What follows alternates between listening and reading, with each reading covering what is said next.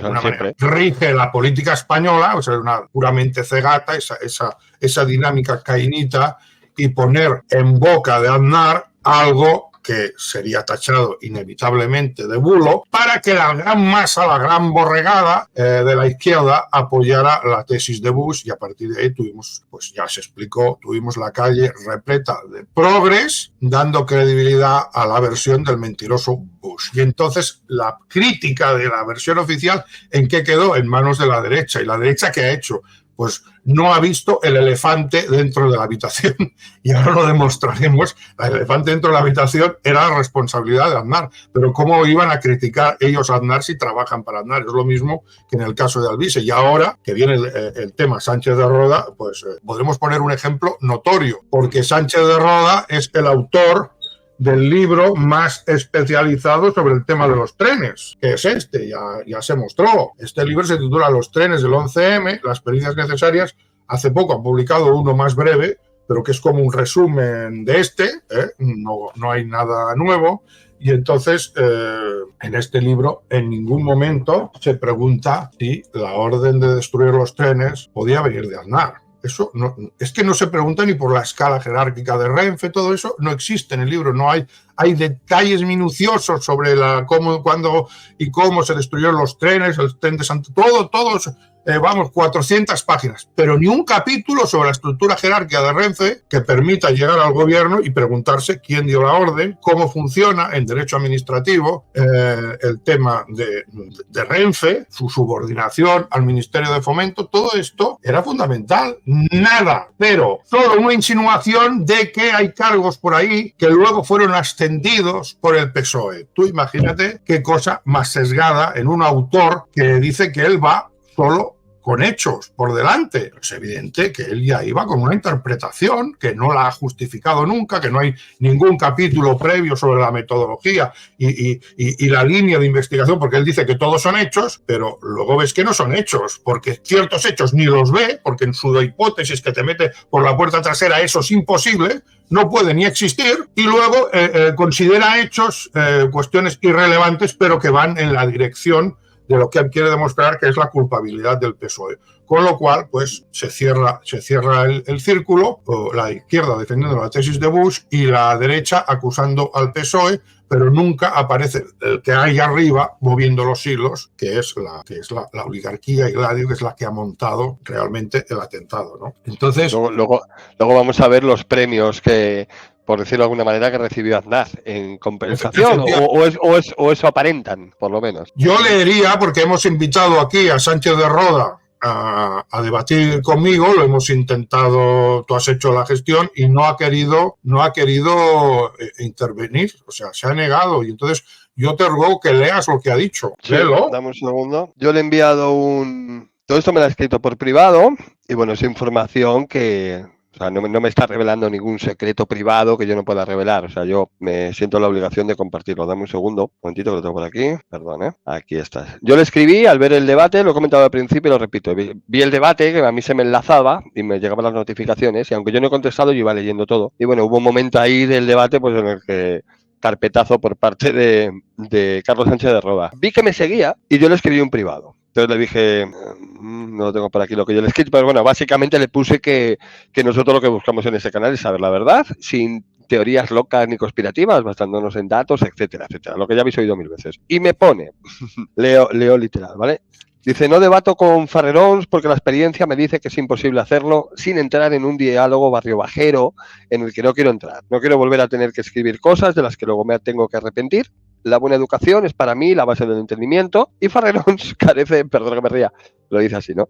Carece totalmente de ella. Bueno, vea usted lo que me escribió este individuo y dígame si puedo debatir con tales argumentos. Yo seguro que sí, que podéis debatir. Y me dice, en cuanto a la responsabilidad de Aznar, le he de decir que yo pretendo escribir únicamente sobre hechos que puedo probar documentalmente, no sobre hipótesis o teorías con más o menos fundamento.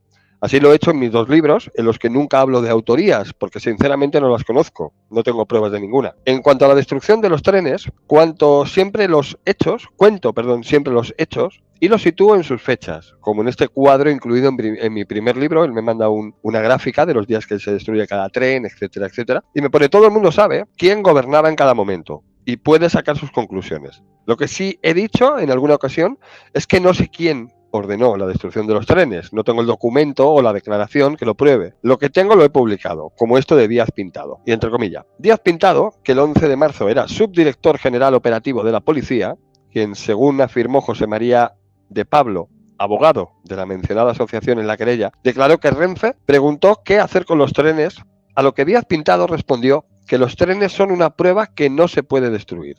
Que Renfe pregunte al juez y que lo decida el juez. Bien, lo que también sé, y me pone entre paréntesis, he trabajado 32 años en Renfe como ingeniero y he publicado, es que la orden de destrucción de los trenes tuvo que pasar forzosamente por Abelardo Carrillo, a la sazón director gerente de cercanías de Renfe, máximo responsable de sus trenes. Este señor, Abelardo Carrillo, había entrado en Renfe como alto directivo y de la mano del presidente Julián García Valverde, el de los convolutos del AVE, nombrado por Felipe González.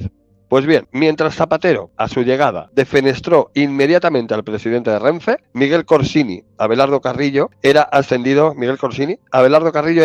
a director general de Renfe. Y también escribo con frecuencia el caso del tren de Santa Eugenia, que conozco bien, pues yo lo descubrí y publiqué, mantenido en Vicálvaro hasta el 11S del 11 de septiembre del 2004, luego reparado desde septiembre del año 2004 y guardado su foco de explosión durante 8 años. Sitúe usted ahí a los gobernantes correspondientes, por lo que me ha puesto, y nosotros le contestamos aquí. Bueno, da datos y nombres muy interesantes. Y bueno, que sí, que el tren de Santa Eugenia, al parecer, se tuvo hasta el 11 de septiembre del año 2004 y ese es el foco de la explosión, 8 años guardado. Sitúa ahí a los gobernantes, así finaliza. Dime, Jaume. Bueno, este señor parece que ignora información que está accesible en la red, que está abierta, y es que el propio Corsini reconoció que él dio la orden. O sea, así de claro. Corsini ha dicho que dio la orden, y dio la orden de acuerdo con el gobierno. Tuvo antes una reunión con el gobierno y luego él pues ordenó. ¿Por qué? La razón que da es la siguiente, es que no recibió ninguna orden del juez de que conservara los trenes. Y esto el día 12, al día siguiente del atentado, cuando la ley deja muy claro que tiene que autorizarlo el juez, todo esto. Esto es como si yo digo, mire, lo que está en la ley, el juez no lo tiene que ordenar, porque está en la ley. Es como si yo dijera, he matado a mi mujer, es un ejemplo, he matado a mi mujer porque no he recibido ninguna orden del juez de que no lo hiciera y por lo tanto, pues... Puedo hacerlo, sí. No puedo hacerlo. Es absurdo. Es la ley la que te prohíbe hacerlo sin autorización. Pues esta es la explicación que dio Corsini. Dijo que había habido una reunión con el gobierno, que él asistió, y al día siguiente se decidió destruir los trenes. Esto lo dice Corsini en una declaración. ¿Por qué esto no aparece? Después dice que a Corsini lo relevaron, pero es que cada vez que hay un cambio de gobierno en ese cargo, estratégico lo relevan y ponen. O sea, que el relevo de Corsini es el mismo tipo de actuación que haría el PP cuando, si llega al poder, pues quitan a Corsini y ponen a alguien, quitan al que haya del partido anterior, del gobierno anterior, y ponen al que ellos consideran de su confianza. Entonces, fíjate que se va, con que él ya tiene una teoría que nunca justifica, él se va a buscar algo que abone un poco su teoría, ¿no? Y es un cargo que estaba en la cadena, hay un montón, pero él selecciona uno, que luego fue ascendido. ¿Y por qué no has mirado los otros? Él va a buscar, claro, él cree que los hechos están ahí y que son independientes de las teorías. No se da cuenta, porque no se quiere dar cuenta, que uno considera relevantes ciertos hechos en función de la interpretación que lleva. Por eso esa interpretación ha de ser pública y razonada y explicar por qué vas por esa línea. Por eso en todas las investigaciones serias, no en la suya, hay un capítulo sobre metodología que examina la bibliografía y dice nosotros seguiremos esta línea y se expone explícitamente. Él dice que no, que él va solo a ver los hechos, que no tiene teorías, pero luego él selecciona los hechos que le conviene en función de una teoría que te mete por la puerta trasera. Y la prueba es esto, y hay más, porque, por ejemplo, después de exponer un montón de datos sobre los trenes, en la página 64 leemos lo siguiente, y a mí que me digan que estos son hechos, En la página 64 aparece del libro que antes he citado, Leo, ¿eh? Ha habido una continua... Dice, en resumen, el primer capítulo, por decirlo así. Ha habido una continua presión de la Renfe controlada por el gobierno salido del 11M para que constase del gobierno salido del 11M. Fíjate que ya se va al gobierno salido del 11M, que no estaba en el poder en ese momento. Para que constase judicialmente que la destrucción de los trenes se produjo los días 13 y 14 de marzo, presión que dio sus frutos en las sentencias. Para ello no dudaron en mentir al tribunal de palabra telefónica y por escrito, pues es evidente que en Renfe se sabía perfectamente que las fechas dadas para los desguaces eran falsas. La diferencia está en que si se destruyeron los trenes los días 13 y 14 de marzo y él dice que estaban destruyendo desguazando hasta el 26 de marzo. Él eso lo considera muy importante. Y lo importante es quién da la orden, pero bueno. Dice, además, en esa información de Renfe se ocultó evidentemente a sabiendas que aún se conservaban debidamente controlados los restos del foco de Santa Eugenia. ¿Pero quién se llevó ese tren a Santa Eugenia? Se lo llevó el gobierno de Aznar. No el gobierno que salió luego. Bueno, y dada la escasa diferencia temporal entre las fechas oficiales y las reales, cabe preguntarse por el motivo de esa mentira. Entonces, a él solo le obsesiona eso. Algo en lo que pueda pillar al PSOE, al gobierno que vino después. La respuesta la va a dar algo que ocurriese entre unas y otras fechas. Pues bien, solo se me ocurre como hecho diferenciador las elecciones celebradas el día 14.